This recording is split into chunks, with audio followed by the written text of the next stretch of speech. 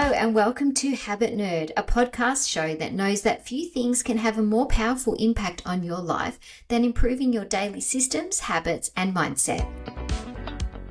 I'm your host, Dr. Bree Hurn, a multi-passionate researcher, lecturer, speaker, and coach.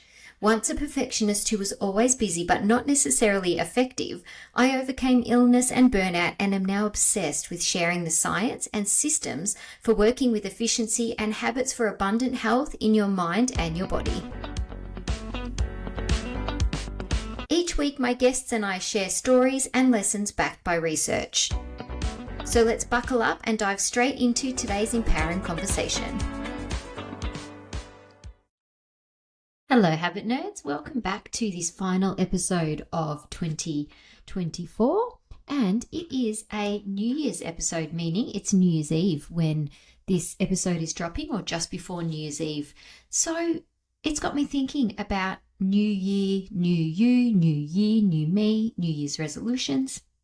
It's a really great time of year to reflect on the year that was and to make decisions and make intentions about how we would like 2025 to look, and any small tweaks or small amendments that we could enact so that 2025 looks the way that we would like it to look. Habit Nerds, I wonder, have you been able to keep your New Year's resolutions that you've made in the past so far? If not, you aren't alone. Recent research suggests that only 9% of American people that make resolutions actually complete them. In fact, research goes on to show that 23% of people quit their resolution by the end of the first week, so by the end of the first week of January, and 43 have quit by the time January comes to a close. Back in 2015, so 10 years ago now, I learned from author Gretchen Rubin about identifying one idea, often summarized in just one word, as an overarching theme for the entire year. So this is an antidote to making a list of New Year's resolutions, be they I'm going to exercise more regularly, I'm going to cut out sugar, I'm going to eat less chocolate, I'm going to get up earlier, whatever the New Year's resolution is. This word of the year is more of an umbrella theme to help guide your year. And the idea of it being an umbrella theme or a foundational idea is that it can have a chance at governing multiple areas of your life. I found this more helpful in the last couple of years for myself, and I have the word written on a post-it on my computer desktop. I have it incorporated into the passwords for my computer and different passwords that I need throughout the year. I have it written in my diary. I have it written on my desk at work on a pad of paper that's, up in the corner of my desk and where I can always see it. So it really has supported me to live the year with more intention based on the word that I've chosen. This idea has gained traction over the last few years, and in recent times, listeners might recognize it being adopted by people like Holly, Mia, and Jessie on Mamma Mia Out Loud. I know for me, that's a favorite episode every year. Some I remember from different years, from Gretchen Rubin and her sister, who came up with this idea as far as I can remember. Some of their words have been health, finish, friends, simplify, make, upgrade, community, free, and fulfillment. Habit Nerds, I've chosen my word for 2025, and my word is slow. So I'll tell you how I came up with this word.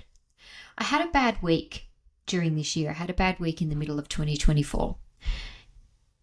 I had a car accident. I forgot school pickup time and I was there 15 minutes late to pick up my girls. On the Saturday morning of that week, I watched my daughter not be able to keep up with her basketball game. She hadn't eaten well that week. She hadn't slept enough, and she'd generally been made to pay for all of my rushing. I realized at that moment that I had been eating fast. I'd been breathing fast. I'd been walking fast. I'd been having fast conversations. I was doing this at work too fast in the hope of ticking off my to-do list, and I was making mistakes. Even my heart rate felt fast. So, needless to say, fast wasn't it. Fast was not my friend. Fast was not working. So I'm choosing slow. I hope it will become manifested in slow chewing, tasting my food, slow drinking, enjoying the occasional glass of wine or a cool mineral water or a great coffee, slow breathing to support my nervous system, slow and more careful, undistracted work, doing things properly the first time, slow family activities, slow mornings without digital distraction. There is a quote that you need to slow down to speed up and to get things done. But my word of slow is governing less hustle and more presence and joy. And finally, the inspiration for the word slow is that my girls are growing, not slowly. They are growing up really fast. So, like most parents, I don't want to miss anything. So the word slow is governing me to make decisions in my work, in my family, with my health. So I'm hoping that you can help keep me accountable, habit nerds, to my word slow for 2025.